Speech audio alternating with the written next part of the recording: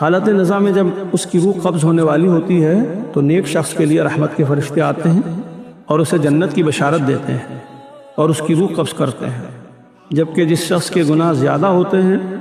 تو غضب کے فرشتے آتے ہیں اور بڑی بے رحمی سے اس کی روح قبض کرتے ہیں۔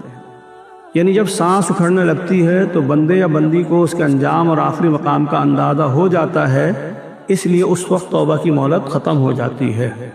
حدیث مبارکہ میں توبہ، استغفار اور رجوع اللہ کی ترغیب دلائی گئی ہے اور اسے مستقل عبادت میں شمار کیا جاتا ہے